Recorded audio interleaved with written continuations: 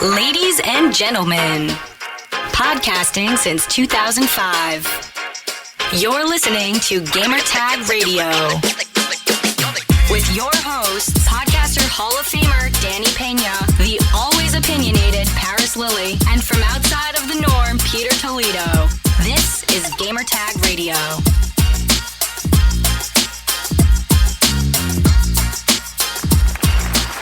Welcome to Gamertag Radio. This is your host, Danny, and this is a very, very special episode. I know everybody's been hyped about the Xbox Games Showcase. And for this episode, we have a very cool surprise. We're going to be talking about the first narrative expansion for the Outer Worlds, and we're going to talk about it here, only on Gamertag Radio. So enjoy this interview, and please let me know your thoughts.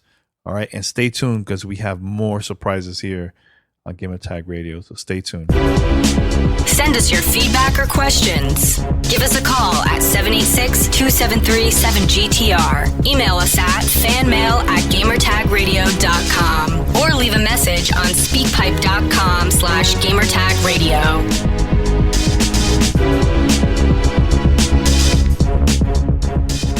Hi, my name is Carrie Patel. I'm game director and narrative co-lead on The Outer Worlds, Peril on Gorgon. And I am Matt Hansen. I am the art director on Outer Worlds, Peril on Gorgon. Yeah, so the content of the DLC slots in with the rest of the base game.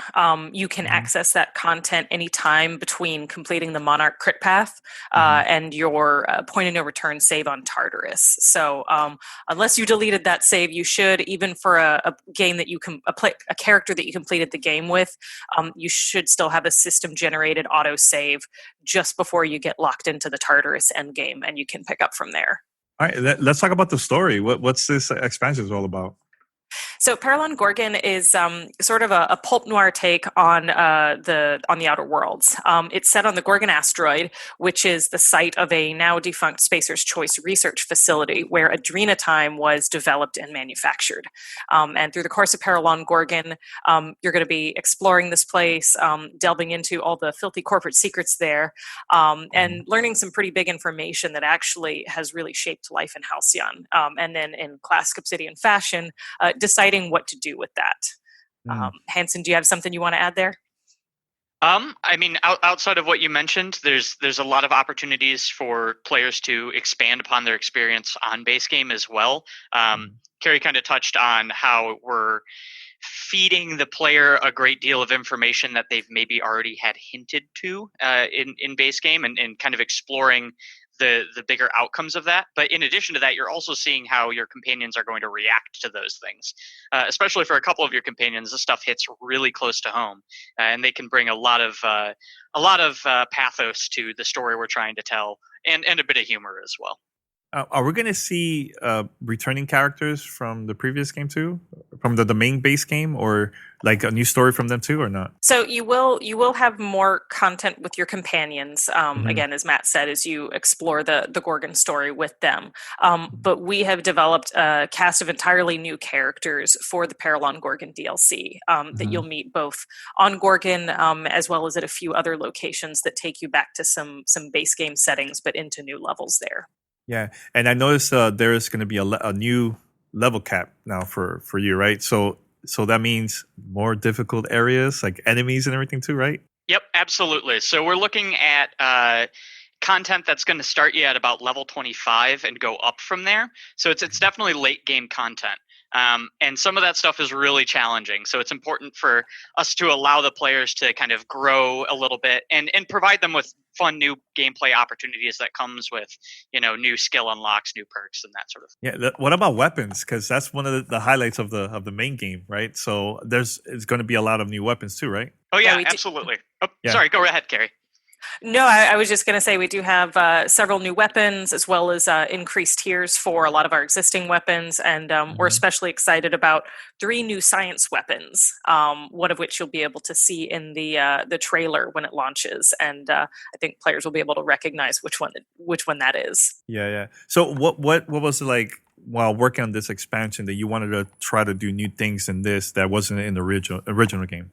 So from a story perspective, there were a few details that are kind of hinted at in the base game, but not fully explored. And so we saw this as an opportunity to further develop the story of Halcyon, and to further refine the lens of like how this place has gotten to be the way it is, and Mhm. also ask the question of what do you do with a situation like this? Is there a way to pull it back from the brink? Can you fix what's broken here?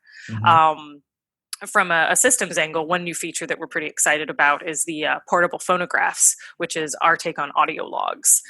That's given us another way to kind of tell the player the story of this place, especially since many of Gorgon's original habitants are dead, gone, or who knows what. So this is another way for us to introduce character voice, storytelling, and just enhance the mystery that we're building in this DLC. And Yeah. Matt Hansen's art team did some pretty cool stuff with the visual look of those as well. Oh, you can tell us about that?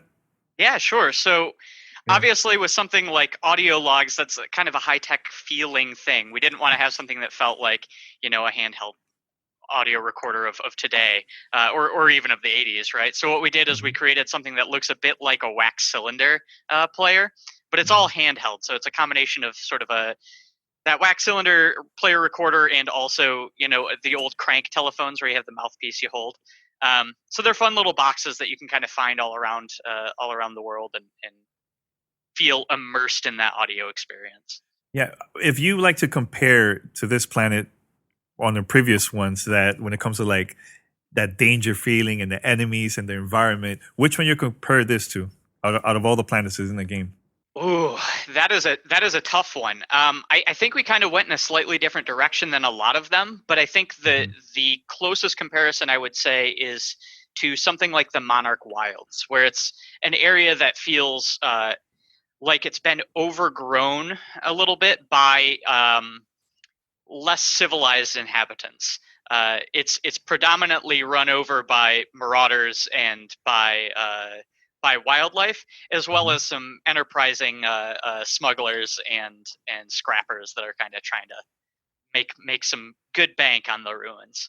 Yeah. Well, when I play this game already 3 times, I have like different endings on this. So now that I'm gonna start playing this new expansion, that also affects like the story from that too, or it's like starting from scratch because everybody's gonna have different stories from like their endings of the original base game.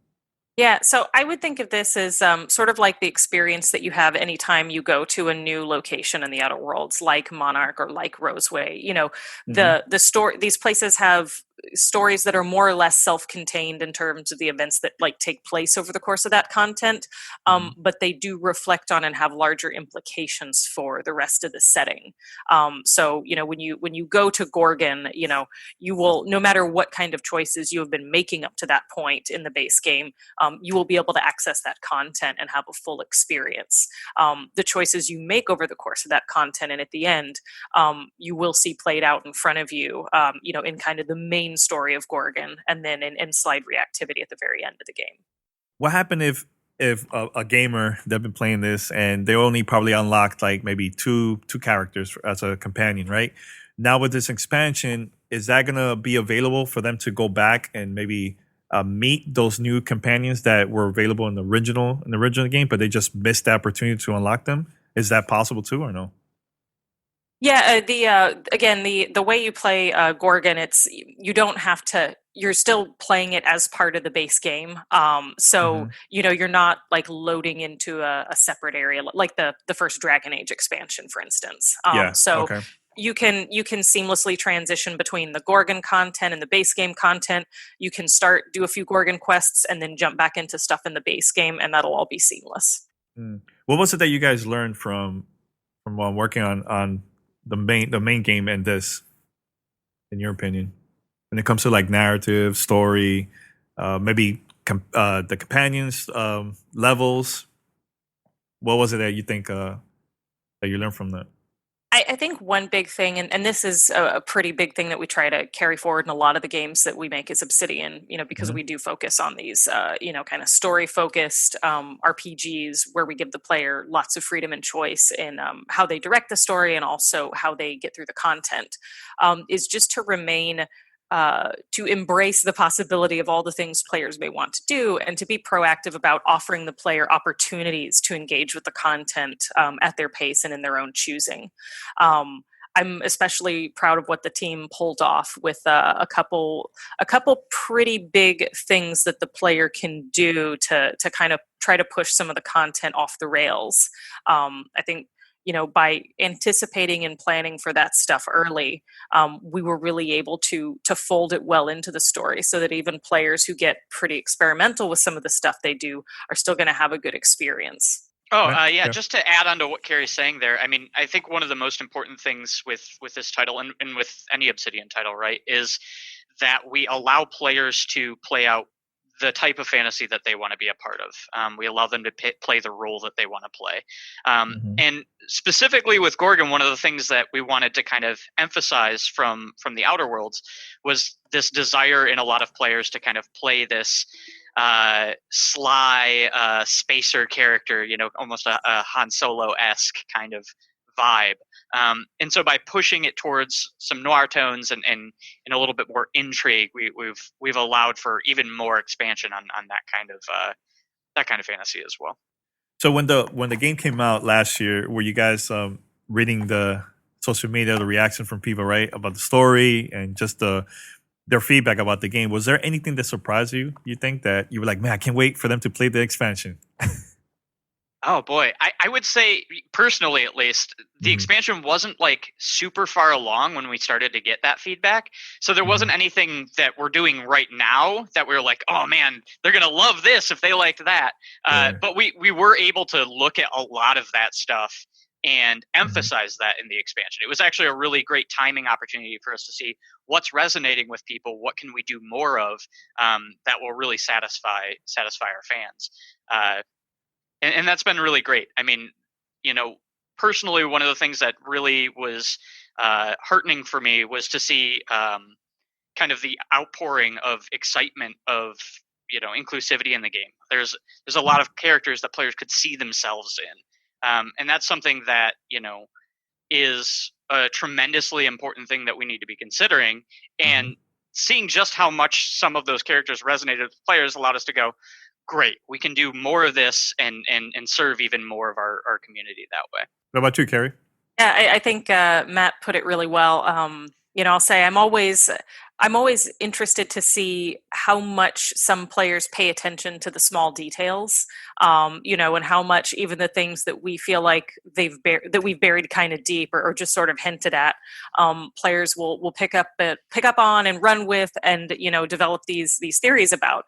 And in some cases, there's a sense of like, oh wow, I never thought about it that way, but that's a very interesting take on it. And then sometimes it's like, oh my gosh, they actually almost have it. Like, wow, that's pretty sharp. So one of the things that I love about this game, besides the story, is I feel like the gameplay hours was like perfect for someone like me that I don't have enough time to be playing games for like 100 hours, right?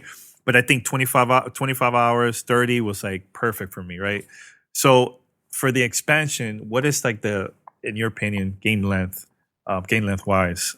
Is it going to be around there? Is it shorter or what? So it's definitely shorter than the full game experience of base game. I would say the entirety of our DLC, including some stuff that takes you off the Gorgon Asteroid, is about the same play length as the Monarch play experience from start to finish. While the Gorgon Asteroid itself is a little smaller than the Monarch Overlands, it's a little closer to Roseway. All of the dungeons and off-world content that we're introducing as well makes it a pretty similar play experience. Okay. Now, my last question, actually. I notice this is right now for PS4, Xbox One, and PC. Are we going to see anything in the future for the Switch version too? Because there's people that actually play that for the first time to Outer Worlds. Yeah, that is planned. We just don't have a date yet. Okay. All right. Cool. Anything else? Anything else that you would like to talk about the expansion that we haven't mentioned here during the conversation? And they're stuck. Well, there's just so much. There's we're introducing so many things that not only we as developers wanted to look at, but we as players of the game and fans of our own franchise, even if that's a little weird, have wanted to see more of. Mm-hmm. And so to nail it down to just a couple of things is really tough. I think for me, one of the things that I'm most excited for people to see are, we took a lot of our environmental spaces and really pushed them to the next limit. We've introduced a lot of spatial verticality in our overlands. There are sort of aspirational spaces that you can see right away when you land that you won't get to for a little while because they're up on a cliff or whatever. And so coming back to that stuff is always really rewarding. That's one thing that I've always really loved with some of those larger open world games like Skyrim, where you can see way off in the distance a giant statue, or you're like, I want to get there. Breath of the Wild did that really well as well. So getting to introduce some of that stuff is really exciting for me. Oh, Carrie, you were going to say something? Oh no, I was just gonna echo. Yeah, the art team and the design team did a fantastic job of working together to ensure that the aesthetics of the space and the visual presentation work to help pull the player along and tease the cool content that players are going to experience. Without getting too specific about it, I think another thing I'm excited about that we really tried to be thoughtful about was how to let the external threat intrude on the player's experience in a way that doesn't lock them into content, because I know a big part of kind of the design philosophy around the Outer Worlds and a lot of our games is we don't really want to backgate the players into a specific moment, especially if players are not explicitly opting into it. But at the same time, that can create a world that feels very static when everything's just waiting for you to show up. So I think we found some pretty cool solutions around that to make sure that players feel the threat around them while still being in control of the pacing of the game. I know you both of you mentioned about audio logs. Is this just like hidden all over the place, or is this like stuff that's like easy to find? Because I like to find stuff. Take me a while to. There's definitely a mix. There are some that will be pretty apparent and obvious. Some of those are critical to the quest line and stuff like that. But there are also a lot that are kind of hidden in weird ways and Easter eggy ways. There's even a sub quest line where you have to go and seek out some of them. So interesting. But why these audio logs is so important though, in your thing for like narrative wise? Like why is it important? So part of it is, the story of the Gorgon Asteroid is a facility that was abandoned at a certain point. And so, the challenge for us is how to tell the story of what happened in this place and how things went wrong and what that was like. And we have a lot, some of our tools obviously are environment art and the visual presentation. We don't have a lot of NPCs in some of these more hostile areas for reasons that will be obvious when players play the DLC. So the question is like, okay, well, what do we have at our fingertips? We have notes, we have terminals, things like that players can read. But there's something about an audio log where you're hearing a character's voice, you're getting the effect of a great VO performance, and you can tell a story that is a little bit shorter and a little more character focused, and also something that the player can hear and experience ambiently as they're wandering around the world. So it was really just about expanding our palette of options for how to tell a story, especially in locations where it wouldn't make sense to have a lot of NPCs. So finding these audio logs, it will unlock a lot of just side quests to learn more about the locations, right? And also about that person that's speaking in an audio log, right? I mean, they're not, I wouldn't quite describe them as like a quest, an Easter egg quest hunt or anything.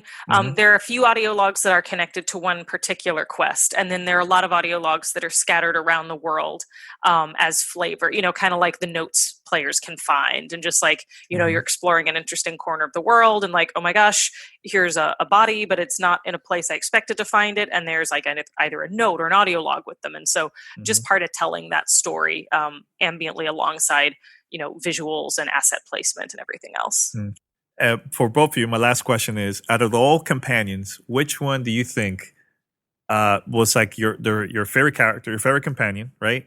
But are any of them change within the expansion, like maybe stories or conversations or their attitude?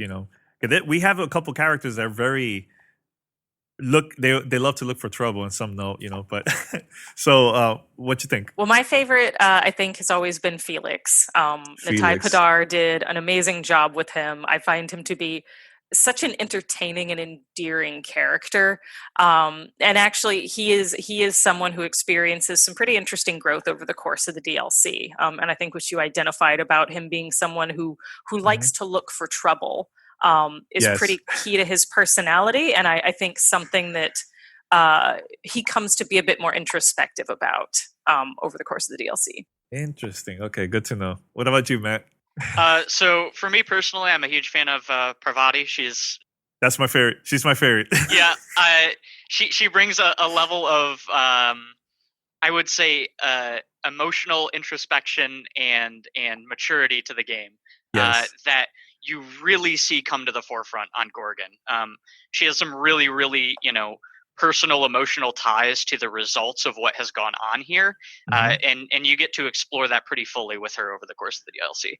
So it's important to choose the right companions if you want to know more about them, right? For the new expansion, right? Because that means that every time I'm going to play with a new companion, the story's going to change and you will learn more about them, right? So, okay. So it looks like I'm going to play it again, all over again, right? Multiple times.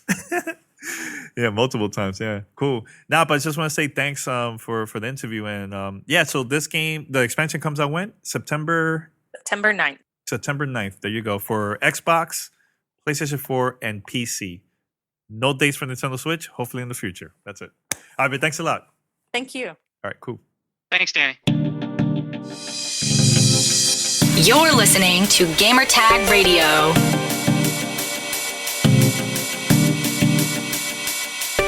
All right, so we're going to wrap it up here at Gamertag Radio. Thank you for listening. And remember, send us your thoughts, your feedback to fanmail at Gamertag Radio, or give us a call, 762-737-GTR. That's 762-737-GTR. I know a lot of people are listening to this, most likely already watch the Xbox Games Showcase, and a lot of people are going to be sending us voice messages, emails, everything about their thoughts. Please send it. We're going to save that for a future episode of GTR. We're going to be creating a lot of content for you from the showcase. So we have a couple surprises coming up. So stay tuned. Until next time, this is Danny. I'm out.